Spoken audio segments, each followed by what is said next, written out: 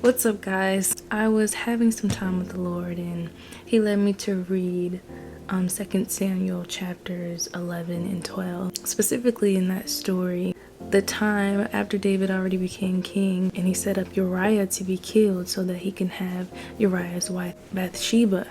So we all know the significance of David and how he was a man after God's own heart, and the whole book of Songs and the praises that he wrote for God. Beautiful man. And I read this story, and I'm not gonna lie, it made me feel like, man, David, how could you be so blind, you know?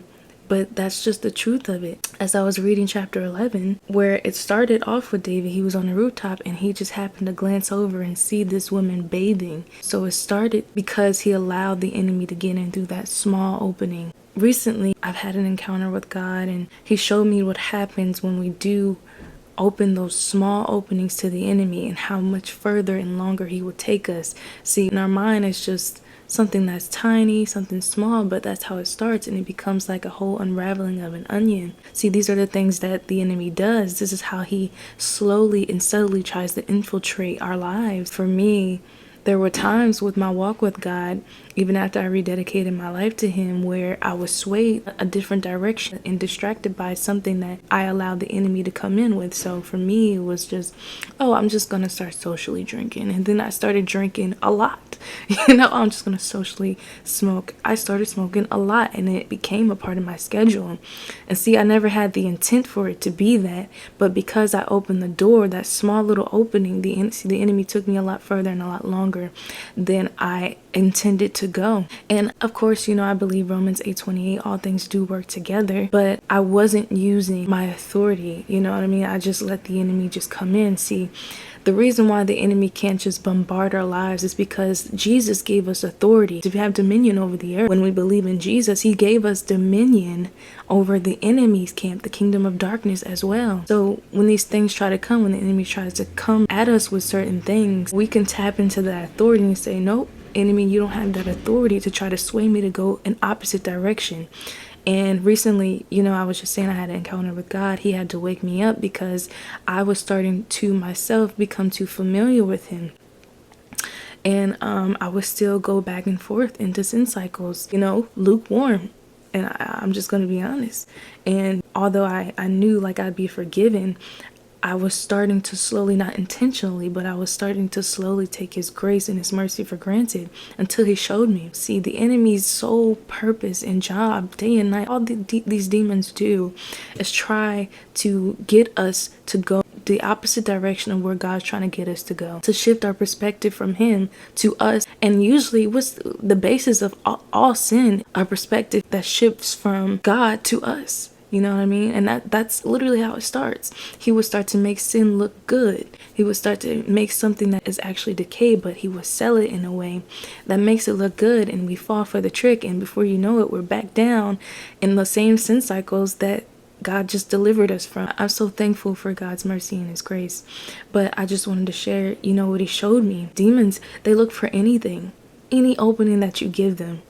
And it doesn't necessarily have to be smoking or drinking or drugs and alcohol, stuff like that, but it could be lust, it could be anger, it could be unforgiveness, it can be judgment, it could be exalting ourselves, exalting our gifts, exalting our knowledge over God. It could be subtle, small things. And I'm saying this because I had to learn this myself through my own life. So I'm never going to tell you something that I didn't have to learn myself. So don't think I'm just preaching at you. I'm telling you from experience. But I did want to highlight how in 2 Samuel chapter 11 that David still had a heart for God, but he fell because he gave a small opening to the enemy, and it led to something ugly, and it displeased God. At the end of chapter 11 verse 27, actually, it's talking about when Bathsheba found out Uriah, which is who David set up to be killed, she found out that he was dead. She mourned, and it says, when her mourning was over, David sent and brought her to his house, and she became his wife. So David took her as his wife, and she bore him a son.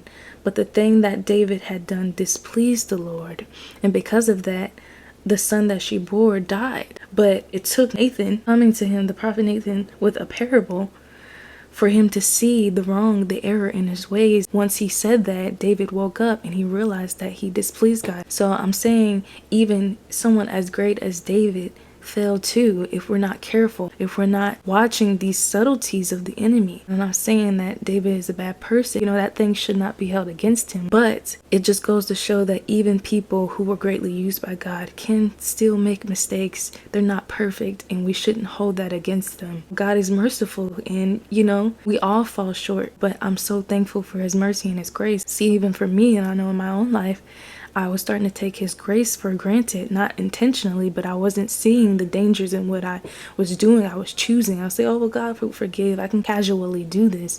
But no, I was casually opening a door to a demonic spirit to enter and cause havoc in my life. And we wonder why there's so much confusion and havoc in our lives. Well, what are the doors that we're opening to the enemy to allow him to do such a thing?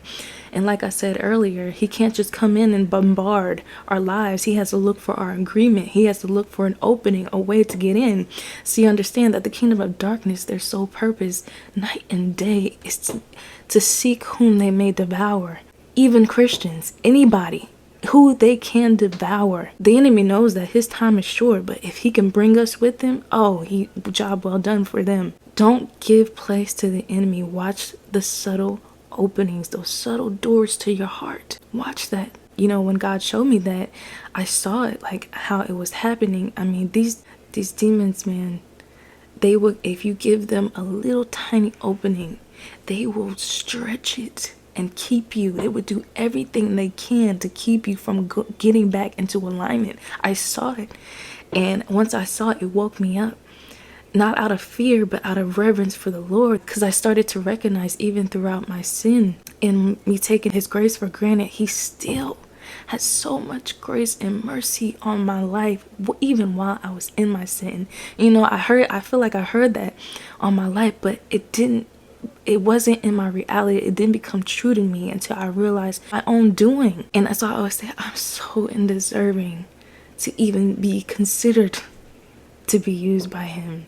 And I know it. I had no intention to displease God, but I was putting myself before him. And it caused me to take his grace for granted. You see what I'm saying? But God was so merciful. He still used me. He still taught me. He didn't let me stay there. God is just this loving God. If you knew how much he loved you, if you knew how much he just gives his grace to you, he's so graceful.